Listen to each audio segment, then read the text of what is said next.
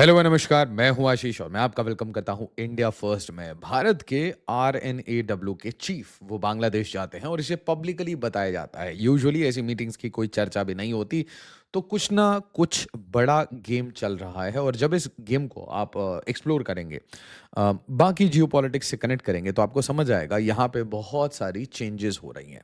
सबसे पहले ये आर्टिकल आपके लिए बहुत इंपॉर्टेंट है। इस आर्टिकल का कंटेंट नहीं, इसका जो हेडिंग है ये बहुत इंपॉर्टेंट है। Bangladesh China tilt draws US push as India struggles to reset ties. Rarely आपने देखा होगा कि भारत और यूएस साथ में गेम कर रहा है बांग्लादेश में, बट अब बहुत क्लियरली ये दिख रहा है कि भारत और अमेरिका एक ही पेज पे स्ट्रगल कर रहा है बांग्लादेश में अपनी वापस से जो विरासत है, अपना जो स्पेस है उसको रीगेन करने में। जी हाँ, सुन के थोड़ा अजीब लग रहा है बट ये थोड़ा कॉम्प्लेक्स है। याद से इस वीडियो को लाइक कर दीजिए, शेयर कर दीजिए, हाइप कर दीजिए। एक एक करके देखिए तो आपको सारी कहानी समझ आएगी। China's next south Asian corridor में बिगिन इन बांग्लादेश। तो चाइना का जो आउटरीच है, जिस तरीके से पाकिस्तान के साथ आउटरीच है, उसी तरीके से बांग्लादेश में अब वो एक कॉरिडोर बनाना चाहता है। ये अब कहानी हम सबको पता होनी चाहिए कि जैसे चाइना पाकिस्तान इकोनॉमिक कॉरिडोर बना, उसी तरीके से China Myanmar Bangladesh economic corridor बन रहा है और बनेगा। तो इसका मतलब ये हमारी फाइनेंशियल कैपेसिटी की, हमारी फॉरेन पॉलिसी की और हमारी जो एग्जीक्यूशन स्पीड है, इसकी हमेशा से ये एक नाकामी रही है। रीसेंट टाइम्स में स्पीड काफ़ी बढ़ा है ऐसे प्रोजेक्ट को इम्प्लीमेंट करने का, बट कहीं ना कहीं इंडिया हमेशा कंस्ट्रेंट रहता है फंड्स के कारण। और इसीलिए हम ये कहते हैं कि चाइनीज़ चेकबुक डिप्लोमेसी, अगर हमारे पास उतने पैसे होते, हम उतने पैसे लगा रहे होते, तो हम इसे मतलब चेकबुक डिप्लोमेसी बोलते भी नहीं। Any which way, Chinese footprint widens in Bangladesh economic landscape. तो भाई ये चीज़ अब बहुत क्लियर है कि जो जिस यूनुस को लाया गया था और जो भी उसे लाए थे, उसे इतना फायदा नहीं हुआ जितना चाइना को इसमें फायदा हो गया। Why India should be very very alarmed about China's Teesta move. और मैं आपको ये कह सकता हूँ कि शायद ही कुछ ऐसे प्रोजेक्ट्स होंगे जो भारत को इतना ज़्यादा वल्नरेबल बनाते हैं।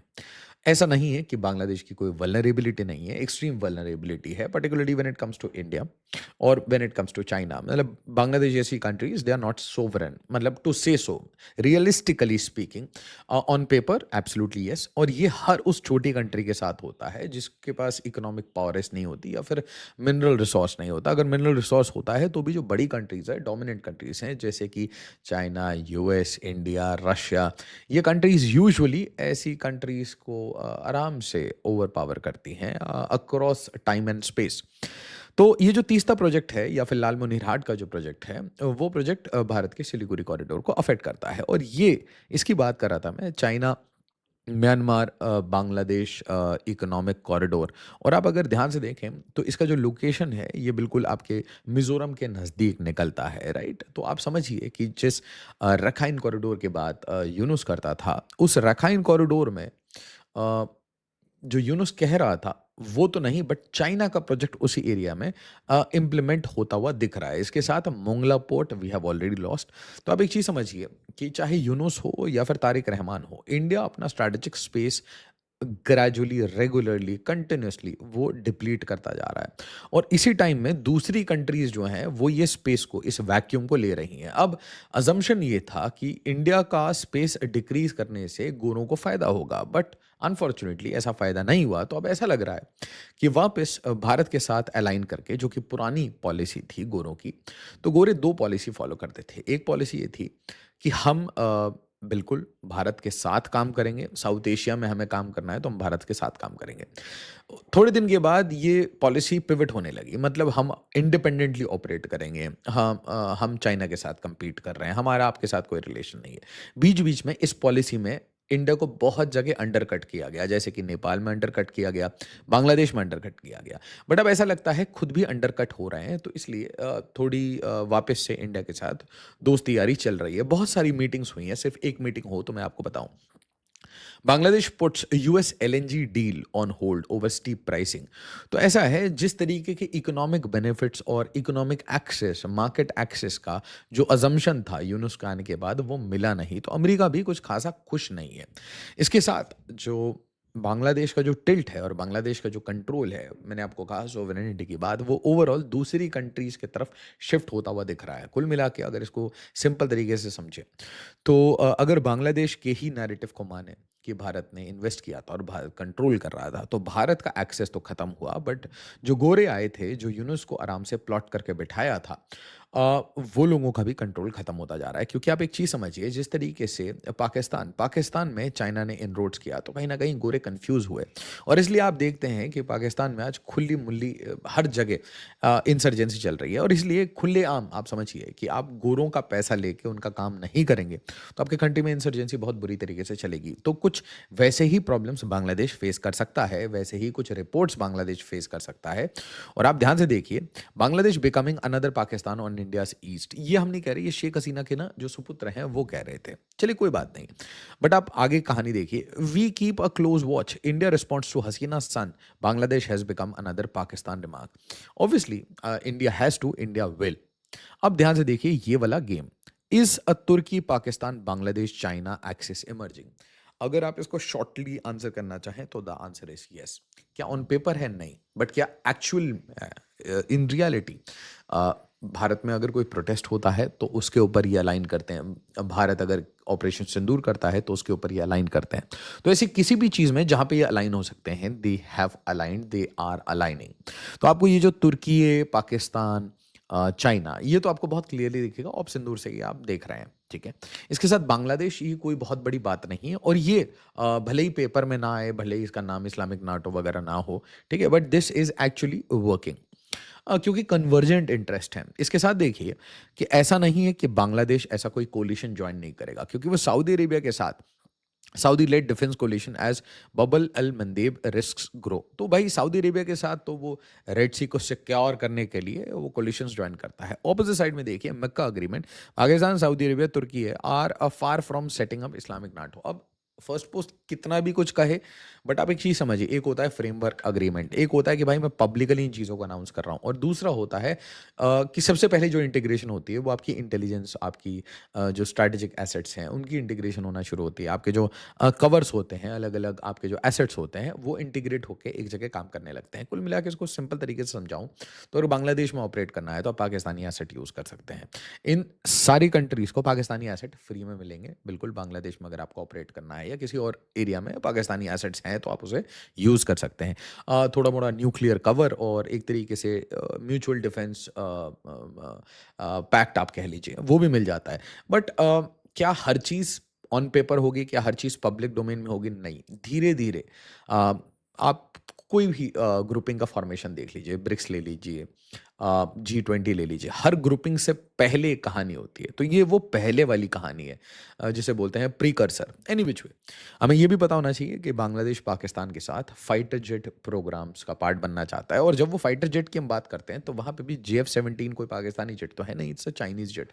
तो वहाँ पे भी आपको ये छोटा-सा बेबी कोलिशन, मतलब चाइना, पाकिस्तान, बांग्लादेश, चाइना, पाकिस्तान, बांग्लादेश, याद रखिए। अब इसके साथ ऐड कर दीजिए तुर्की है, और अब इसके साथ ऐड कर दीजिए एक और लेयर, इंफॉर्मेशन वॉरफेयर का। आर्टिकल्स को आप रीड करिए, और मैं आपको बताता हूँ, अगर आपको कभी भी ऐसी नोशंस को, कि क्या नोशंस चल रहे हैं, वो आपको अगर पहले से रीड करना है तो आप उस कंट्री के जो स्टेट ब्रॉडकास्टर हैं, स्टेट मीडिया है, उनके आर्टिकल्स को देखिए अपनी कंट्री के बारे में, तो आपको वहाँ का पर्सपेक्टिव समझ आएगा। फिर उन्हीं का पर्सपेक्टिव देखिए बांग्लादेश के बारे में या पाकिस्तान के बारे में, तो आपको समझ आने लगेगा कि it is already in the making, मतलब दिल मिल चुका है, इमोशंस मिल चुके हैं। एनी विच वे, अच्छा, ये जो पर्ज है, जो पुराने एसेट्स, मतलब अब बांग्लादेश की हम बात मानते हैं कि भारत के बहुत हैवी एसेट्स थे, मतलब prime minister, president and what not, ठीक है। तो अब पुराने जो एसेट्स हैं उनको बार बार पर्ज किया जा रहा है। Crime against humanity complaints file against Bangladesh ex president, तो प्राइम मिनिस्टर हो, प्रेसिडेंट हो, ये सब काम चल रहा है।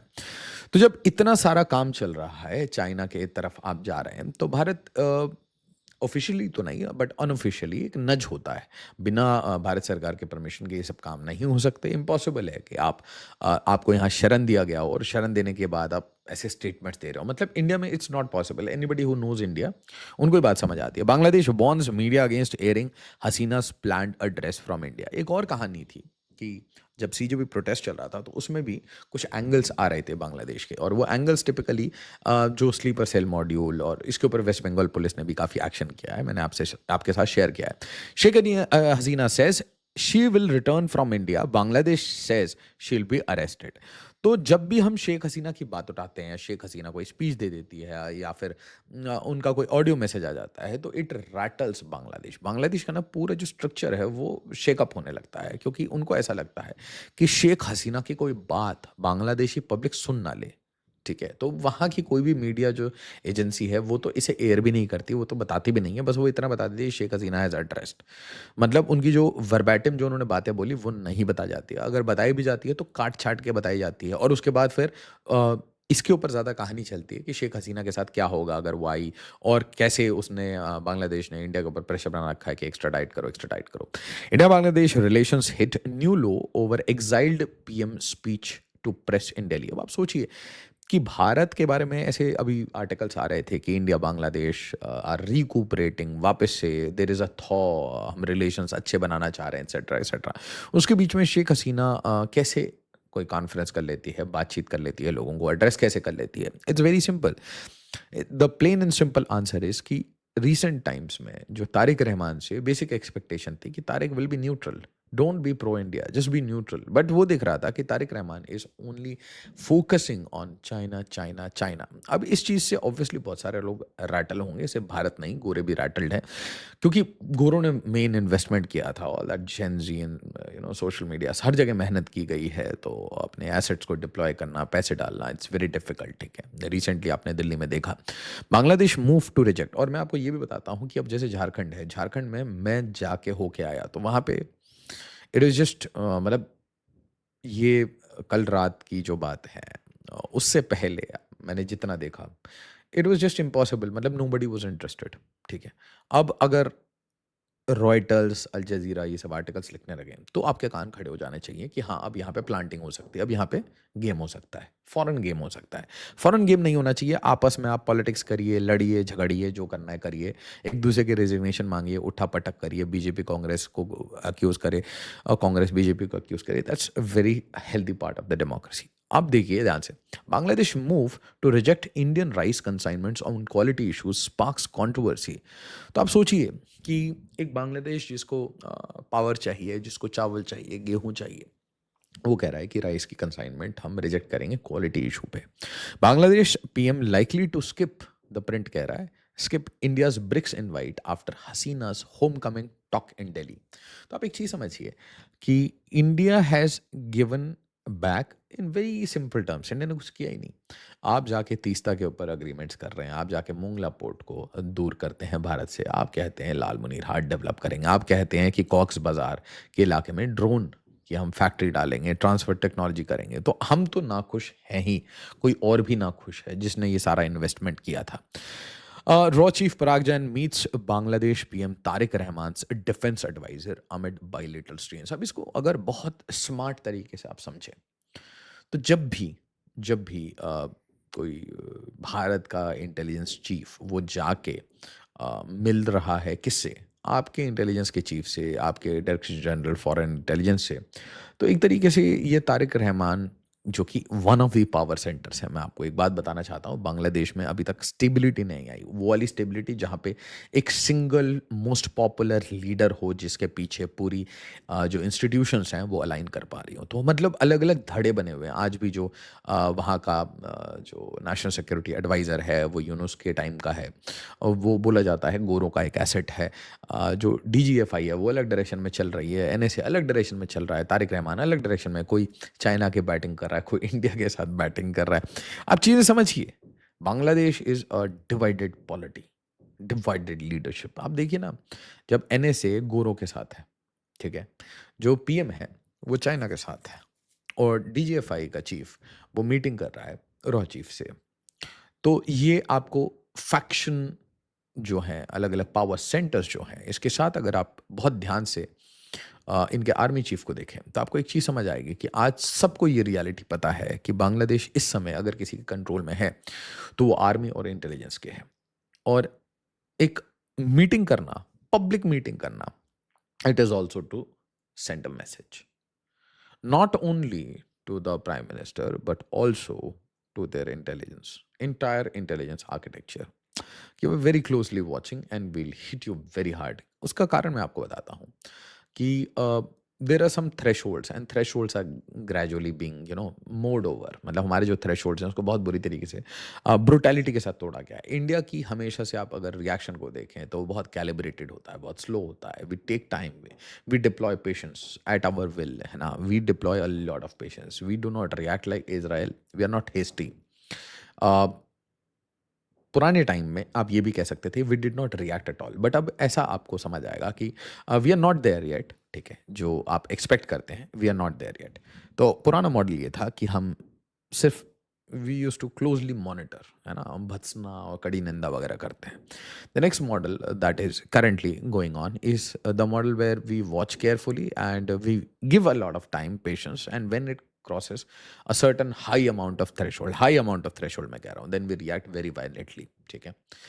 Case and matter the unknown man phenomena, या फिर आप जो आपने धुरंधर में देखी है उसको जिस तरीके से भी टूटी फूटी, या फिर आप ऑप सिंदूर वगैरह ले लीजिए। ऑपोजिट साइड में the third, over the period of time जब हमारे में यूनिटी ज़्यादा बढ़ेगी, हमारी डेवलपमेंट बढ़ेगी, जब हमारे में इतने मतलब हर चीज़ पे इतना विवाद नहीं होगा ना, बेसिक चीज़ें हमारी जब क्लियर होंगी, नेशनल सिक्योरिटी क्लियर होगा, पॉलिटिकल पार्टी इसको पोलिटिसाइज नहीं करेंगी, तो आप एक चीज़ देखिएगा कि हमारा जो थ्रेशोल्ड है वो नीचे जाएगा और हमारा रिएक्शन बहुत क्विक होगा। तो आज के डेट में अभी रॉ चीफ मिल रहे हैं, ठीक है। उसके बाद आप देखिए, आप दूसरा एंड भी खोल के बैठे हैं। दूसरा एंड क्या है? फॉरेन पॉलिसी का। और अब यहाँ पे आपको एक चीज़ समझ आनी चाहिए। अब यहाँ पे बहुत आप क्लैरिटी से आप बहुत सारे टीचर्स की जियोपॉलिटिक्स वगैरह को सुनते होंगे, इंटरनेशनल न्यूज़ की कवरेज को समझते होंगे। जियोपॉलिटिक्स में भी धड़े होते हैं। कुछ लोग ऐसे होते हैं जो एमएफए के ऊपर बिलीव करते हैं, मिनिस्ट्री ऑफ फॉरेन अफेयर्स, जो आपकी फॉरेन मिनिस्ट्री एमईए है जैसे भारत का, उसके ऊपर बिलीव करते हैं। I am not a firm believer in MEA, ठीक है। मैं दूसरे साइड मैं बिलीव करता हूँ, मैं on the national security side believe करता हूँ। तो जो आपकी फॉरेन पॉलिसी है वो बहुत सारी कंपोजिट चीज़ों का आपको सम टोटल मिलता है। There is a hard power जहाँ पे डिफेंस आपको दिखता है। There is the diplomatic enclave जहाँ पे आईएफएस ऑफिसर्स वो ये गेम करते हैं। And then there is a shadow area, I believe more in the shadow area. आपको तीन चीज़ें आप समझ आएगी, हार्ड पावर, ठीक है, the diplomacy which goes on, जो स्टैंडर्ड आपको दिखता है, he called upon him, they discuss this and this was the joint declaration. I don't believe in that. I believe in what is the hidden layer in every meeting. So the hidden layer is out in the open. That means कभी भी आप अपने hidden layer को बाहर निकाल के क्यों दिखाते हो? Because you are sending a message not only to the prime minister, आप पूरे तंत्र को एक मैसेज दे रहे हो, बहुत हार्ड मैसेज दे रहे हो कि देखो we are very closely watching you, you are all under radar. और उसी के साथ आप तुरंत अपना सॉफ्ट वाला प्यारा सा फॉरेन पॉलिसी का हाथ ऐसे करके दे देते हो। मतलब when you talk of intelligence agency they shake your hand like this, right? The dominate, है ना, to the highest extent. And when you are talking about foreign policy it's like let's create a win win situation together, right? It's like आपने दोनों अपने जो तरीके हैं वो दे दिया। बट आप उसके बाद देखिए कि एक और मीटिंग होती है सरजगोर की, ठीक है, तारिक के साथ, बहुत अच्छी बात है।